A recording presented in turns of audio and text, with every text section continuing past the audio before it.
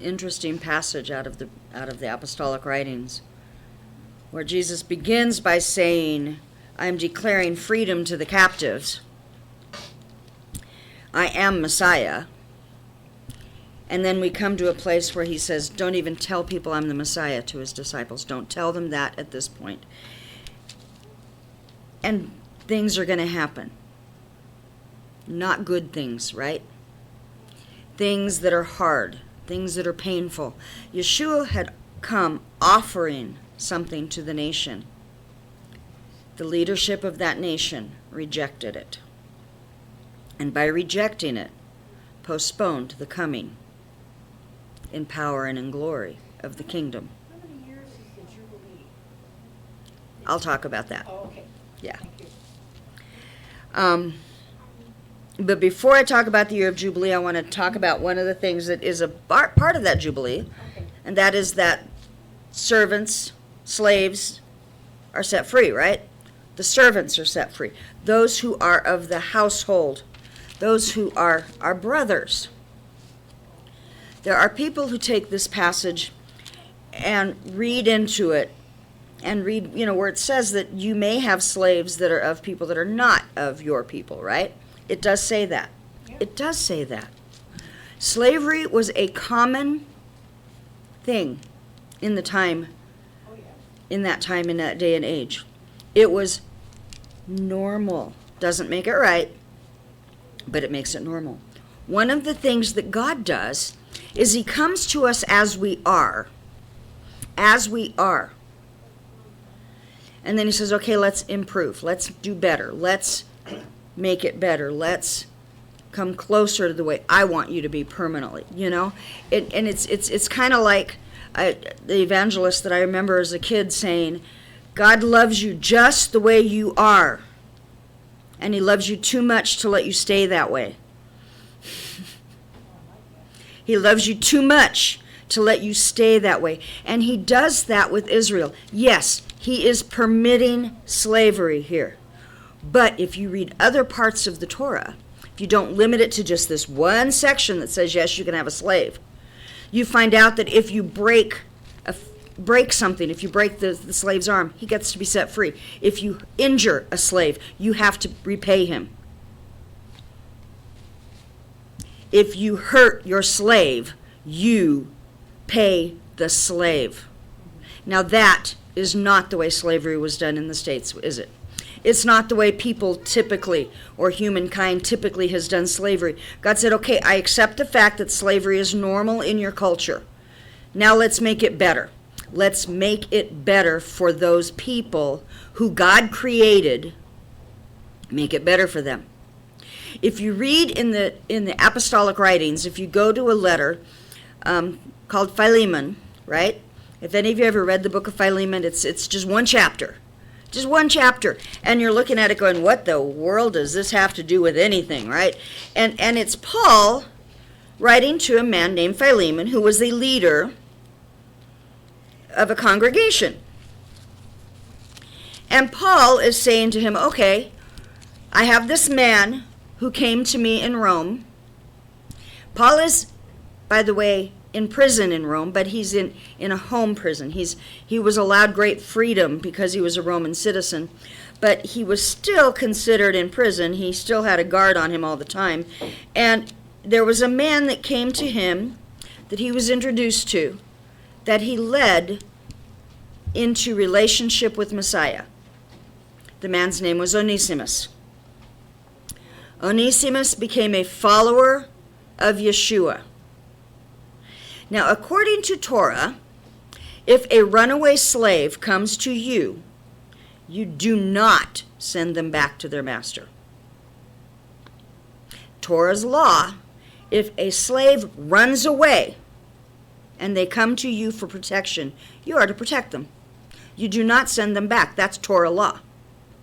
Roman law, however, was if you are found harboring a runaway slave, you will be killed, as will the slave. So Paul is in a predicament because Onesimus is a runaway slave.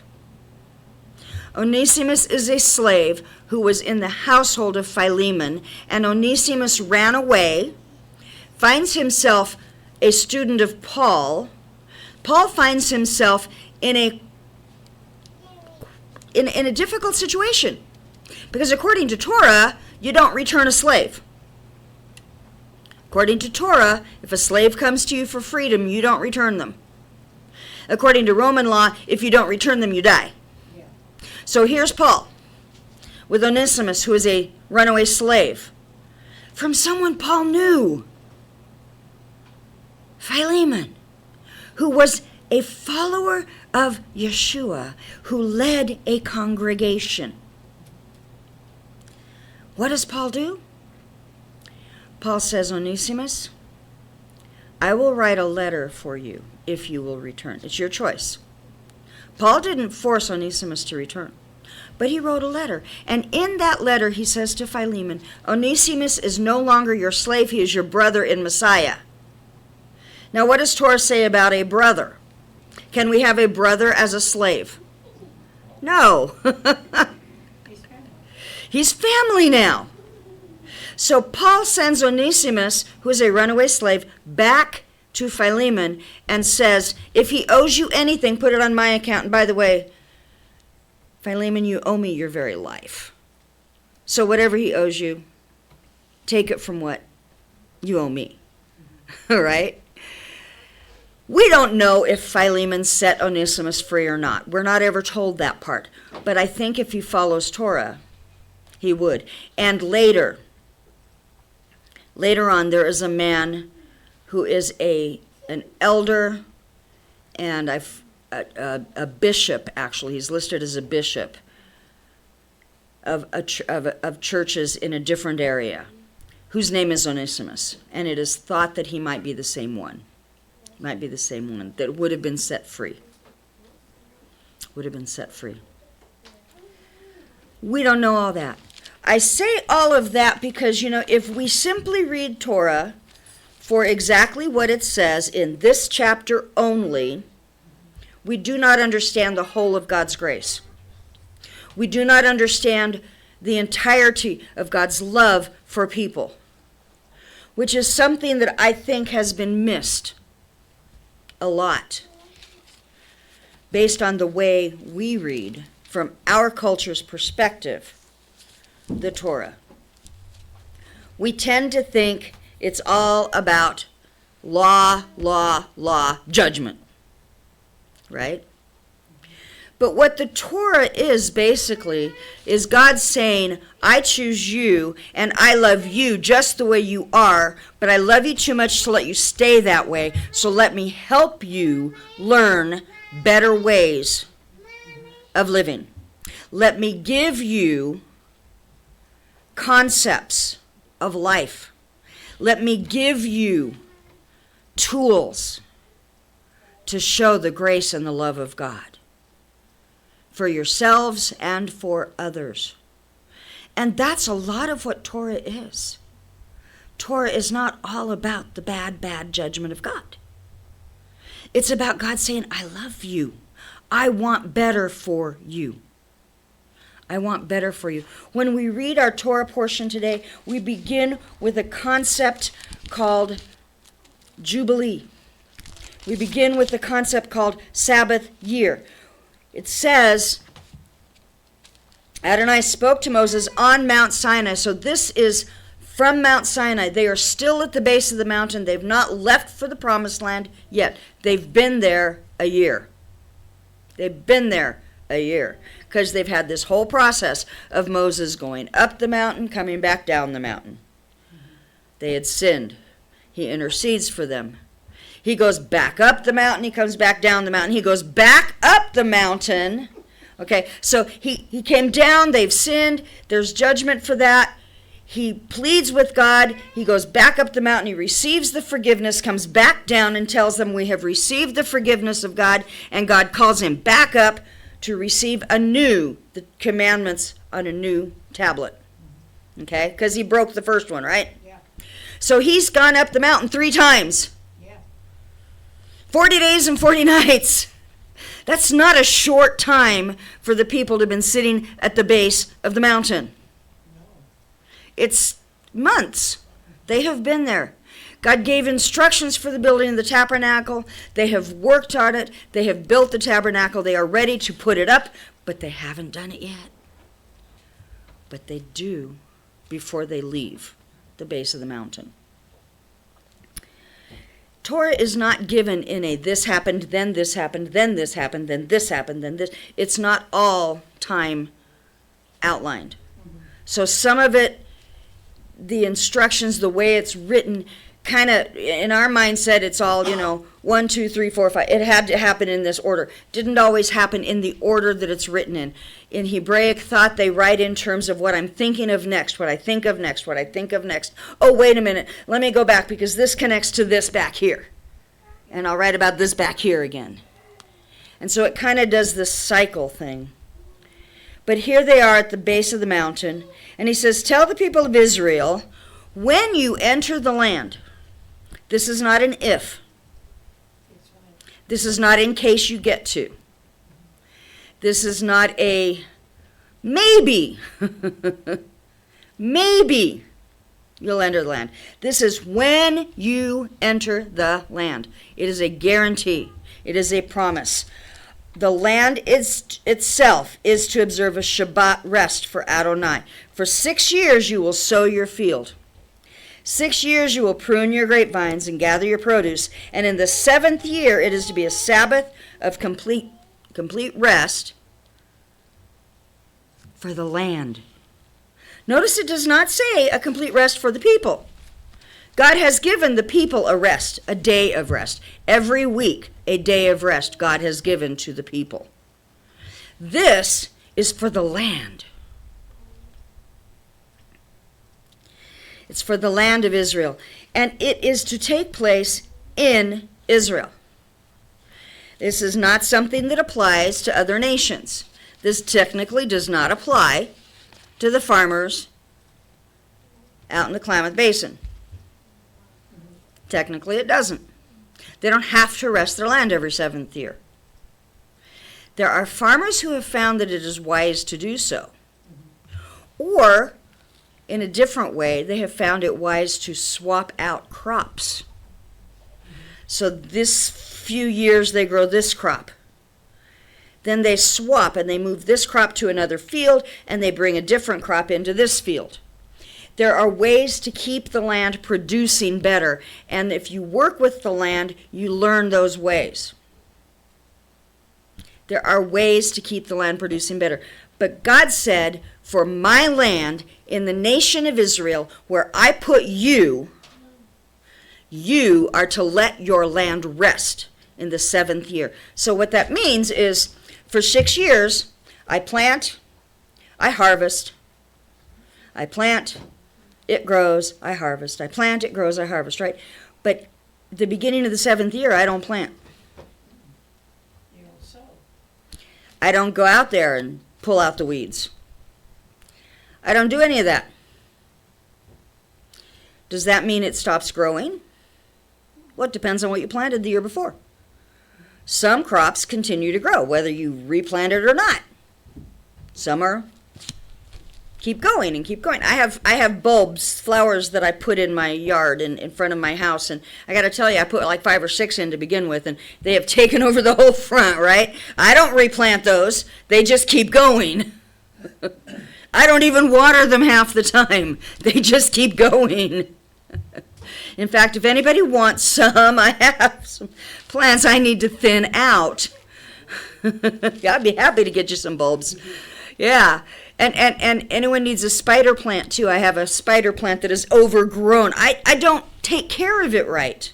It's just there in the pot. I've put it in a bigger pot, but it's as big a pot as I'm going to be able to hang. I have cats. I can't leave it down because the cats will chew it, and that's poison to them. But anyway, so I got spider plant to divide. There are ways we take care of plants. I have always said I don't have a green thumb. It's a black thumb because plants have always died on me. But for some reason, the last few years, these plants are doing fine. Whoa, what happened? I don't know.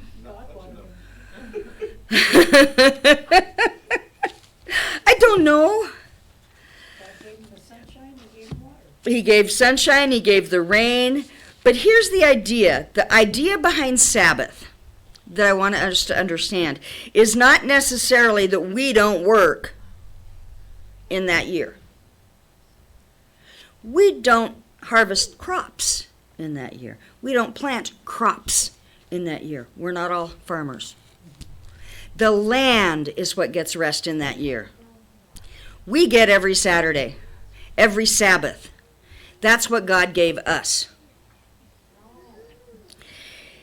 One of the things that happens if you don't raise a crop in a particular year, and you don't harvest that crop necessarily, what do you eat for that year?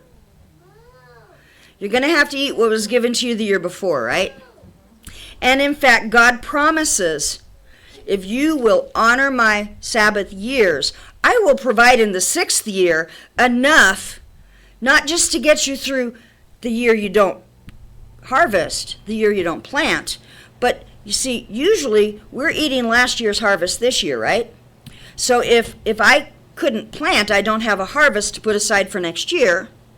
So God says, I will provide enough in the 6th year to take care of that 7th year and to tide you over until you can harvest in the 8th year. That's what he promises. Now, a lot of us tend to think that it's our work that provides for our families. Right? But who gave us the ability to work? God did, right? We may not think that God is my provider. I mean, we say it, right? We say, God is my provider, God is my provider, God is my provider. And then when we come to, well, and I'll be blunt with you, I'll be just honest about myself. God has shown me year after year after year how he provides. In strange ways sometimes, in things I don't expect. Total strangers giving us money at times. I mean, it's just been weird what God has done, how he has provided for us. And yet, I looked at this month and I went, we don't have enough to pay all the bills. And I'm like, okay, wait a minute. I usually by this time of the month, and this was just this last week, right? We talked about that. Usually by this time of the month, I have enough money set aside to pay this bill and enough money set aside to pay these bills. And I got half of this one set aside and got a little bit for these, but I don't have enough to pay all the bills by the end of the month. And the end of the month is coming soon, right? And I was like, and I talked to Craig about it. I said, I don't get it. This is not normal for this ministry. And it's for the ministry. It's like, this isn't normal for the ministry. And then this week we got checks in that I hadn't seen in weeks, that normally we have before. Normally we would have had them 2 weeks ago. But they, for some reason, are late. I don't get it. But here's the thing. As I'm reading this, God is saying, place your trust in God, not in your efforts. Place your trust in God, not in what people give or don't give. Don't look at the dollar signs. Look at me. We are a bare bones budget ministry, okay? We are. Our expenses have gone up. The income has not gone up. And I've kind of looked at it going, Lord, what are you doing? I don't get it. How do we, But he has provided. Year after year after year, month after month after month, week after week after week. He has provided, and sometimes in ways that make no sense to me. Getting donations online from someone we've never heard of. Have no idea who they are. And one of the ones that was not too long ago, I looked at that, and there's no way. They gave through PayPal on our website, and there's no address, there's no real name that I can use to look them up. I don't know who they are. All I have is an email address that doesn't use their real name. And I sent them a thank you, but it's like, what? Who is this person? I don't know. God does. God said, let the land rest. Let it go. Let it rest. Recognize that God's spiritual blessings take place in the physical as well as in, we tend to separate the spiritual from the physical, right? We tend to think that someone has a job in the church, that's more of a spiritual job than someone that works in the field. That's not true. It's not true. I don't have a more spiritual job than anybody else. I really don't. We may not think that our job, our work, whatever we do is particularly spiritual. I mean, we may just be changing diapers and taking care of little kids. Went through that season. Didn't think of it necessarily as spiritual. It was practical. It's what we had to do. The reality is it is just as spiritual as anything else because you're taking care of people. And God loves those people, no matter their age. People who work in a store may not think their job is particularly spiritual. But the reality is they're interacting with people. They are showing God's love. They are providing for their family. They are working for a paycheck. It may seem mundane, but if we recognize that whatever job we have, we can serve God's kingdom with it, that makes it a spiritual job. A spiritual work. We are to be working for the kingdom, no matter what our job. Whether I'm cleaning chimneys, cleaning carpets, mowing the lawns, whether I am working at a grocery store, whether I am teaching children, whatever I am doing, I represent God in that situation. We are working for the kingdom. And we are not to trust just ourselves in all of this. We are not the ones who provide. God does.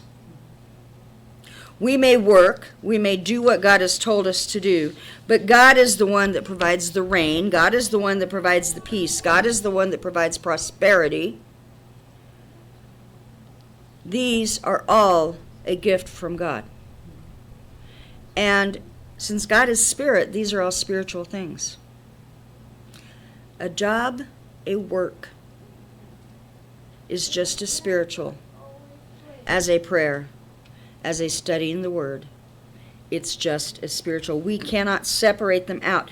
The Torah's true teachings infuse the physical world with spiritual content.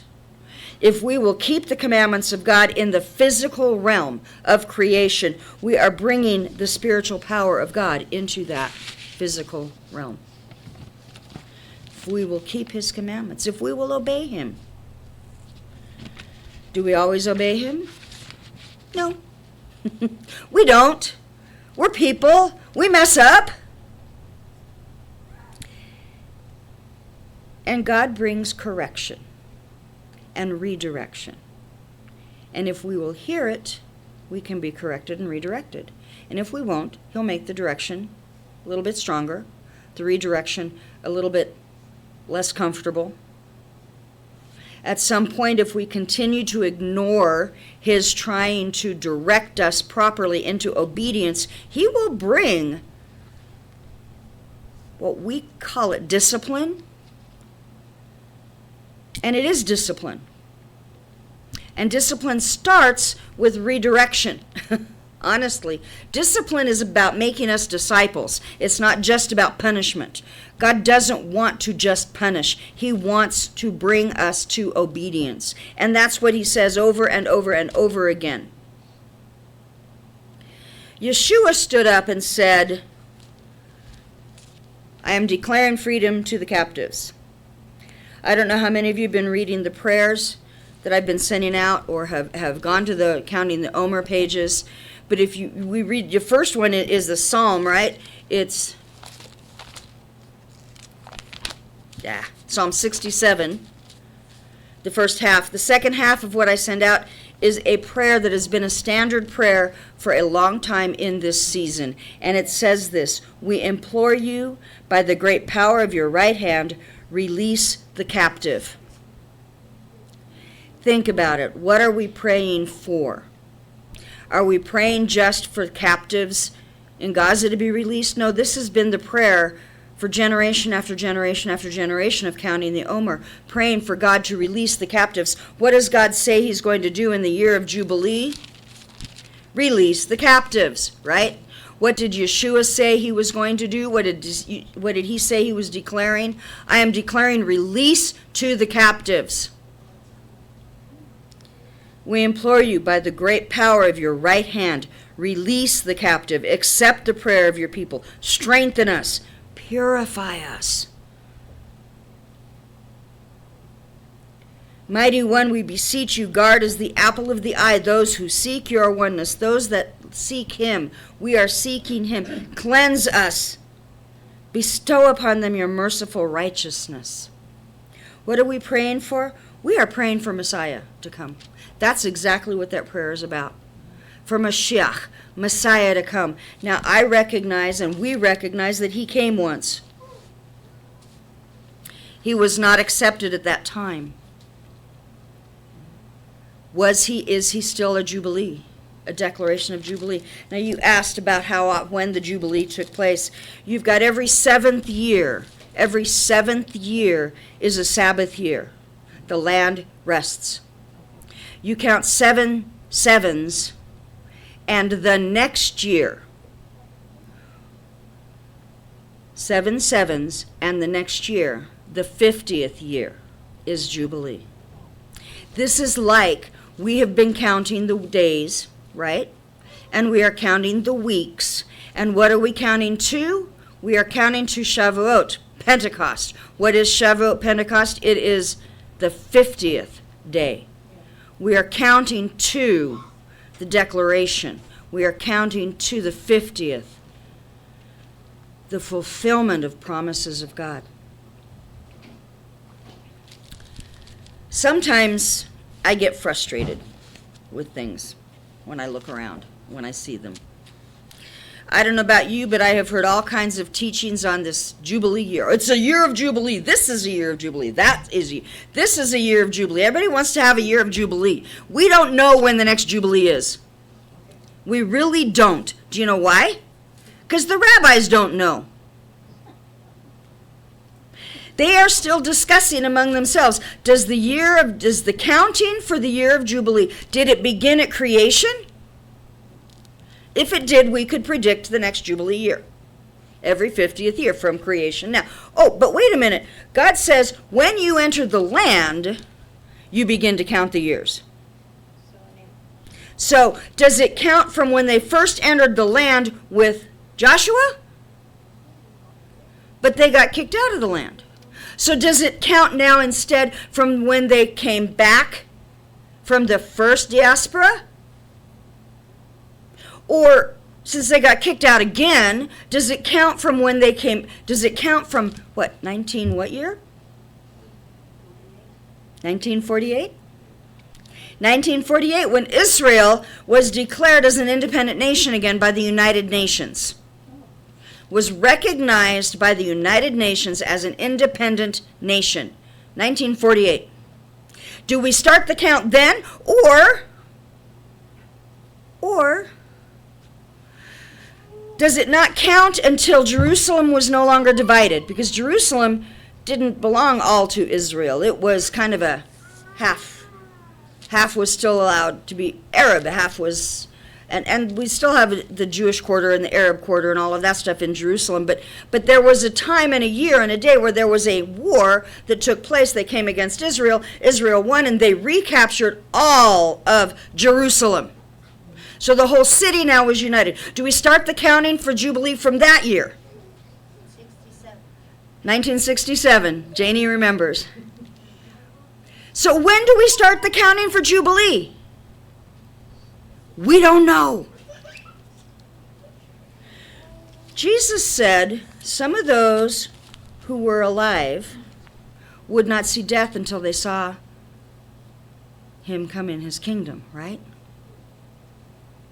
Do I understand that? No. I do know that shortly after that there was an episode where they were up on a mountain and they saw Jesus and they saw Moses and they saw Elijah and they were glorified for that moment. Was that the time?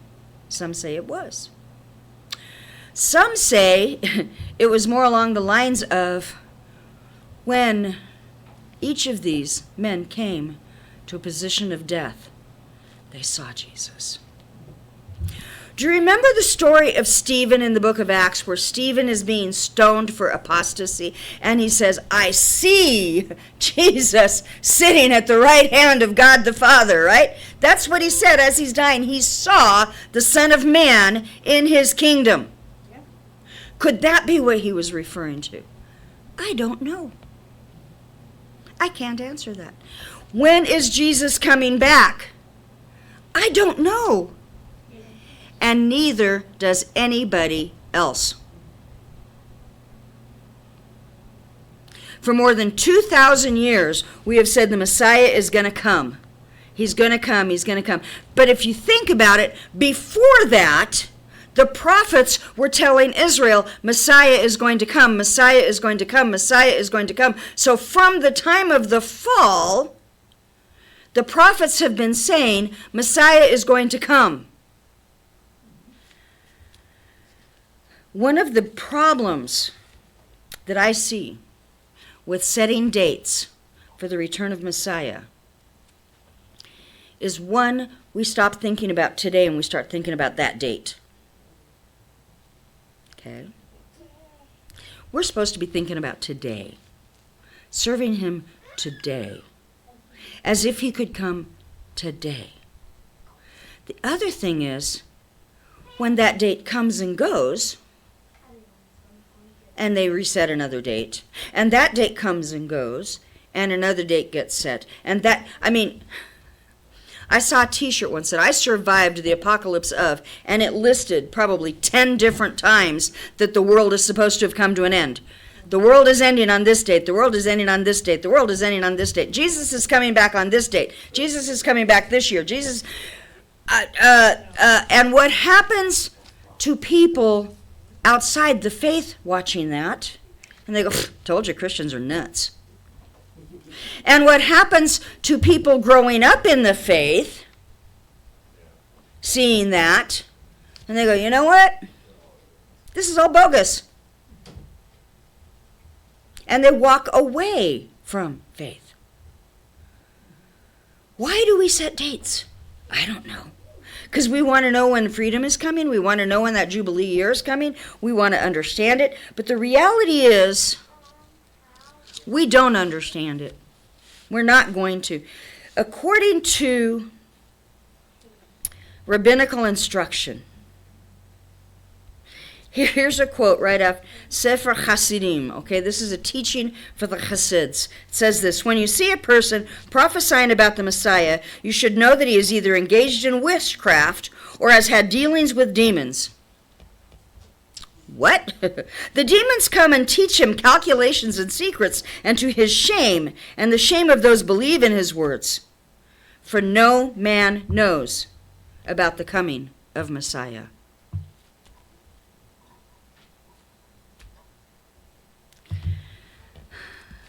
This has been written down for ages past. No man knows. What did Jesus say? No man knows, just the Father. Who is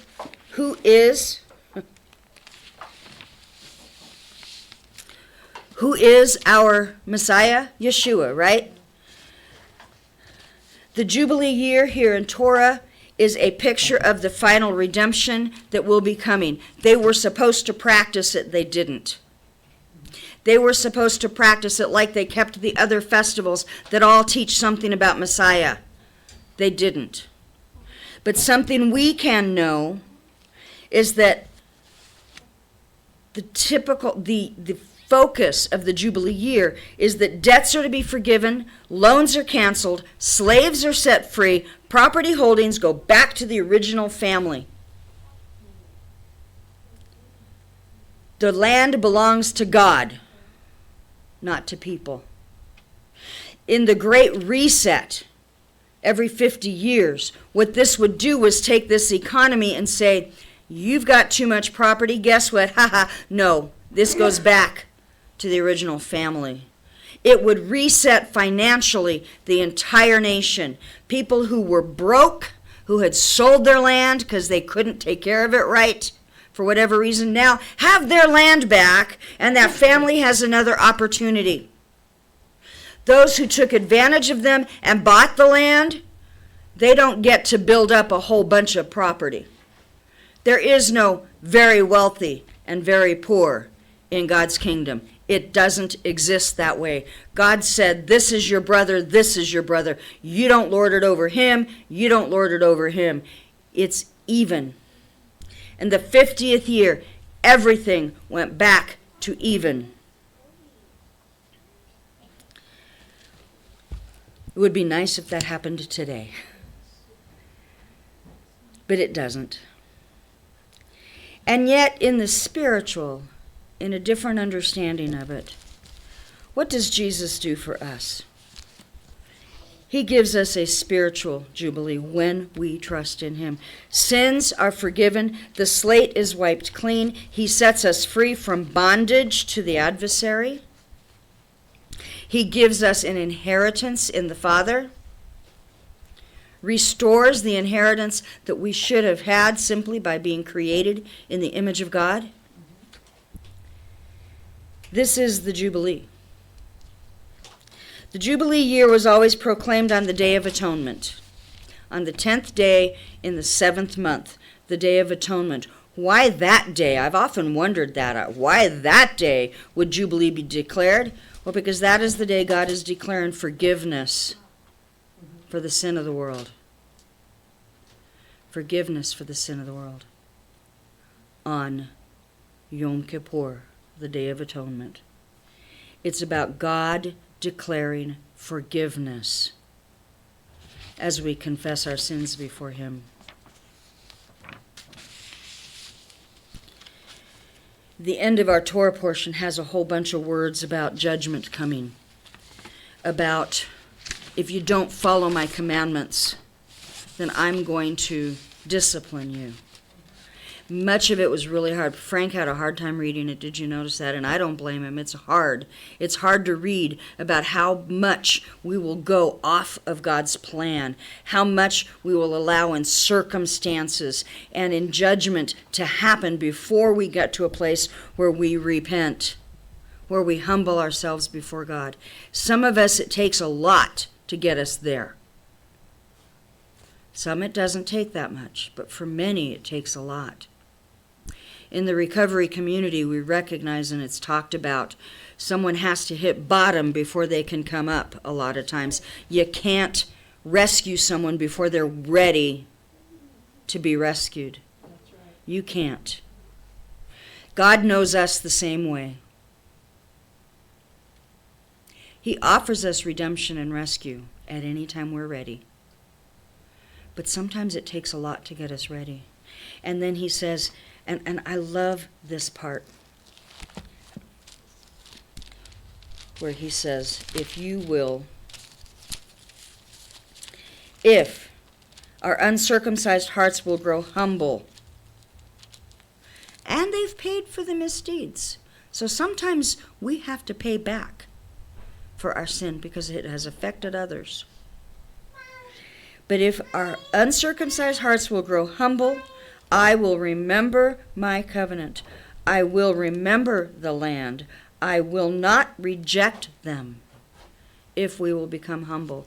There's a story, one of my favorite kings, and I was going to talk about it, but I'm really out of time. But in 2 Kings chapter 22, we have the story of the young King Josiah. We have the story of the Torah scroll having been found and read before the king, and he hears the instructions, and he tears his robes, and he humbles himself, and he says, God, help us, forgive us. And God says to him, you know, the nation has gone so far, there will be judgment. But because you have humbled yourself, you will be able to die in peace. Have we humbled ourselves before God?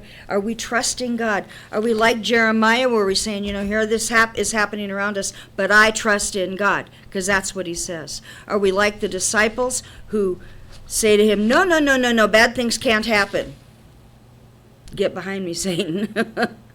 Bad things can and do happen. But God loves his people, and he loves you. And we can trust him, or we can get mad at him. And really, that's the only options we have. People get mad at God all the time. He allowed this to happen. He allowed that to happen. He allowed this to happen. What is he trying to do in redirecting? What have people done that have caused those things to happen? There's a story, and I love it, of a man who says, I look out at poverty and I look at the starving child and I ask God, how could you let that happen? And God looks at me and says, how can you let it happen? He gives us the responsibility to obey him, to take care of each other, to help each other. It's all through Torah. Why do you let it happen? Don't blame God. Is God trying to redirect us? Be redirected. Let that happen. The real Jubilee, the full Jubilee is coming. It is coming. Messiah will return. But there's also judgment coming when we do not humble ourselves, when we do not pray. So the question is, are we going to trust God to bring us to that Jubilee? Are we going to trust God as our provider, or are we going to try to trust us? Don't trust man. Don't trust humankind. Trust God. Humble ourselves in the sight of the Lord, and he will lift us up. Humble ourselves and pray. Let God take our hearts and turn them.